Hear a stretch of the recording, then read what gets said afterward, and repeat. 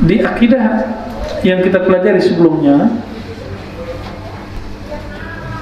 disebutkan bahwa Allah Ta'ala intinya satu, laisa kamitslihi syai'. Surat Asy-Syura ayat 11 itu wajib dihafal. Laisa kamitslihi syai', pertengahan surat Syura, bukan Syu'ara. Syura ayat 11, ingat gampangnya, Syura 11. Nah, 11 kan satu-satu, ingat aja tauhid. Laisa kamitslihi syai'. Laisa tiada, kamitslihi yang serupa dengannya, syai' sesuatu pun. Kamitsli juga berarti ka, seperti, misl serupa dengannya. Jangankan serupa dia, yang serupa dengan yang serupa dengannya tidak ada.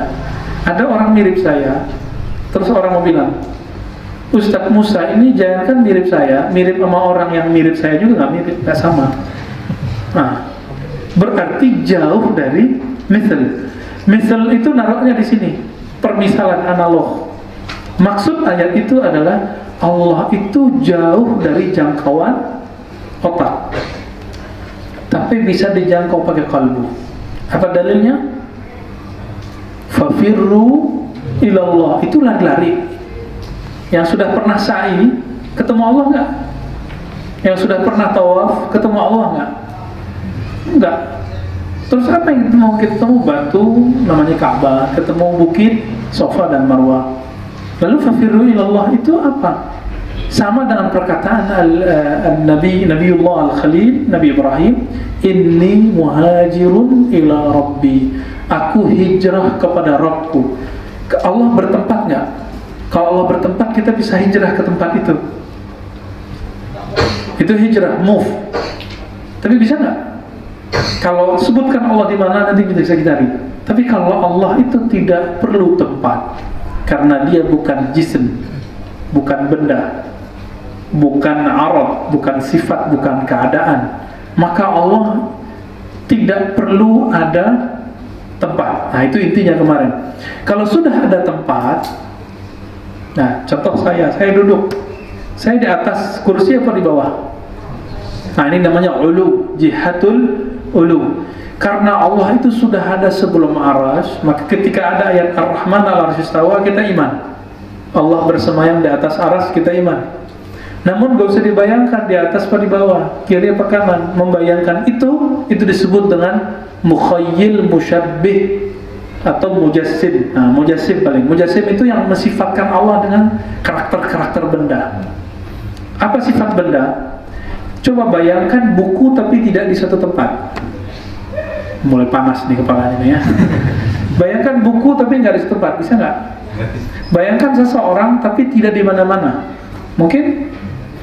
Nah, disinilah yang kita sebut kritik Imam Subki, Imam Ibnu Jahbal, dan imam-imam lain terhadap Syekh Ibnu Taimiyah rahimahullah ajma'in. Ya, Ibnu Taimiyah mengatakan Allah itu mesti ada di satu tempat, karena yang ada mesti bertempat. Itu rumusnya. Ini mazhab siapa? Oh, ternyata ini mazhab falsafah materialisme.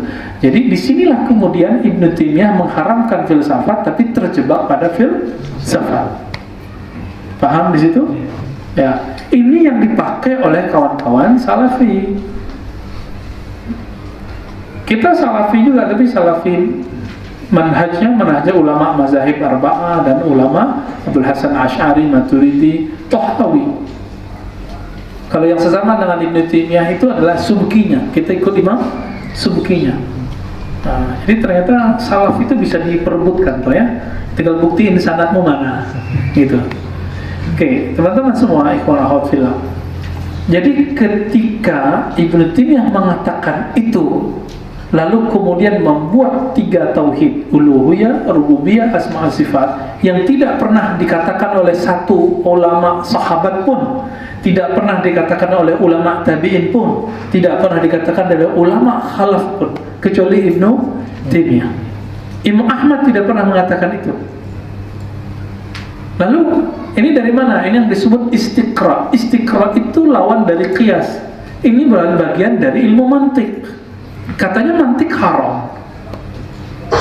Ibnu Taimiyah kan nulis ar-raddu 'alal mantiqiyin. Ternyata mantik itu ada alirannya, ada aliran qiyas. analog itu pakai deduktif. Tahu deduktif? Ide utama baru ide penjelas. Dia pakai induktif, cari dulu datanya lalu dia sambung-sambungin. Nah, ini yang kemudian dianut oleh Ibnu Taimiyah. Ibnu Jabal punya risalahnya kecil. Nah, nanti kalau umur panjang kita buat daurah 2 kitab sekaligus, teks risalah Ibnu Taimiyah, risalah Ibnu Jabal. Nah, biar tahu langsung di mana anehnya Ibnu Taimiyah, di mana hebatnya Ibnu Taimiyah, di mana kelirunya, di mana benarnya. Li'annal insan mahalul khata' wa nisyan. Nah, karena Ibnu Taimiyah juga tidak luput dari kesalahan besar itu, apalagi pengikutnya. Gitu. Oke, teman-teman semua. Jadi kesimpulan yang sebelumnya adalah Allah laisa kamitslihi syai'. Apapun yang kita bayangkan tentang Allah, Allah Maha Suci dari itu. Satu. Yang kedua, Allah Maha Suci dari tempat, arah, ya. Jika disebut arasy, cukup kita katakan kita beriman tentang ayat itu, maknanya hanya Allah yang tahu, ya. Baik.